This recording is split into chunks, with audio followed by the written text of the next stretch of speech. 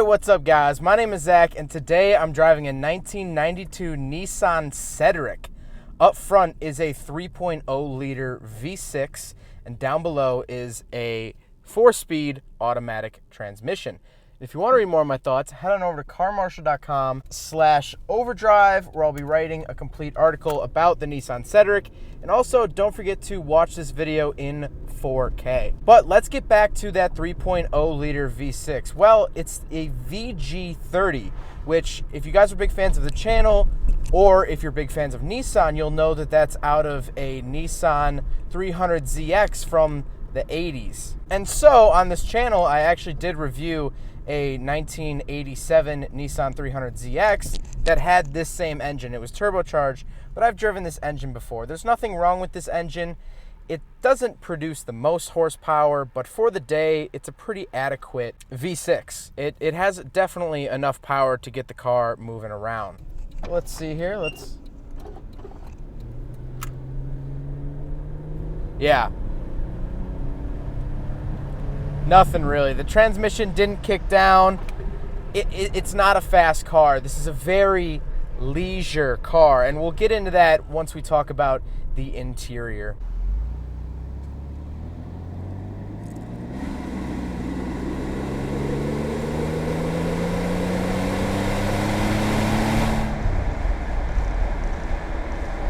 Now the transmission, like I said, is automatic, and that might have some people thinking, oh, it's automatic, it's not an enthusiast car. And really, this isn't an enthusiast car. But it never came with a manual option, and I'm okay with that. Honestly, I'm okay with that. And also, last thing about performance and drivetrain, this car is lowered on coilovers, so the ride is a little bumpier than stock. So if you see me bouncing around a little bit like that, that's just because it is on suspension.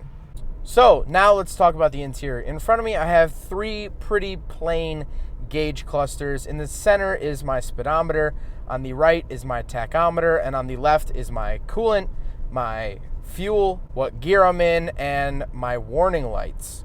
Now this car only has 50,000 kilometers on it, which for us Yanks means about 30,000 miles, which is really low mileage. So I'm really excited to be driving something with such low mileage. This is really a very prime example of the Cedric. But to the right is where things start to get a little bit interesting. Below one of the air vents, there is a little label that says card. You push that and it's actually a business card holder. Down below that card holder is a little panel, and you hit that and it lowers, and then it shows you your power mirror options and your dimmer switch for the gauges, which is really cool. It kind of hides away. Similarly, to the left of the steering wheel, there's another little push panel, and that is the antenna options. So the antenna in the back will actually raise and lower at the push of a button. Again, to the right of the steering wheel, I also have fan control options, which is really cool. And then to the left, I have hazards and defroster.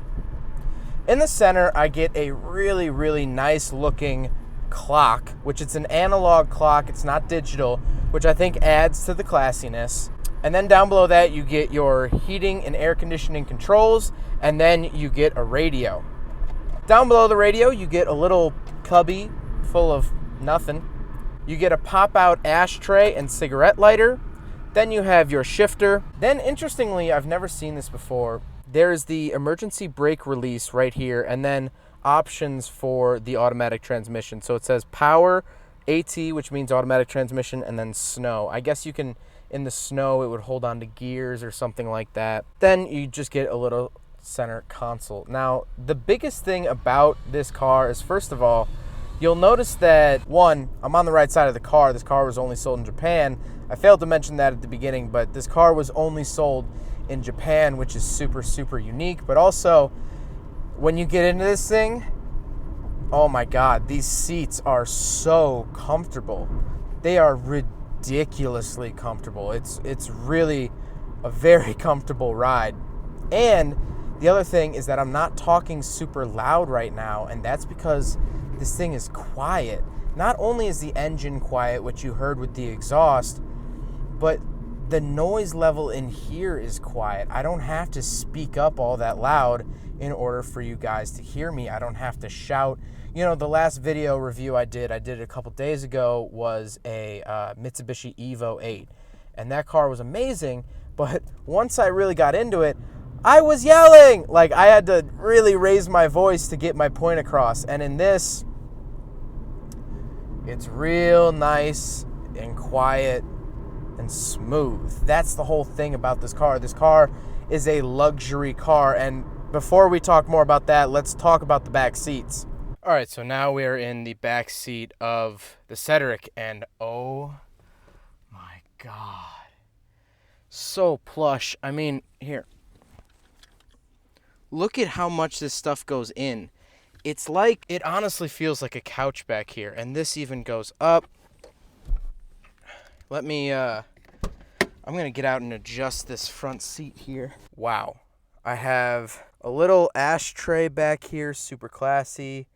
I have my own power windows. Interestingly enough, let me show you here. The child lock is right there. That's where the child lock is. So you just flick that switch, and then when the door is closed, obviously, the child can't reach to it. I have a cigarette lighter down here. That's really it, but man, is this plush, is it comfortable. This is really a car you want to ride in more than you want to drive. Man, if I had some money in Japan in the 90s, I would get one of these and pay someone to drive me, because this is good. This is good. So going off of that, this car is luxury. It's the Gran Turismo trim, and man, is it there's nothing else to describe it besides comfortable. You know, I recently sat in a 4-door R32 Skyline, and I was blown away by how comfortable that was. But this is just so nice because it's so much longer than the Skyline. The seats are about the same quality, if not better than the Skyline. As you look at me right now. I'm driving this thing with my right hand. I just got my left hand just chilling by the shifter.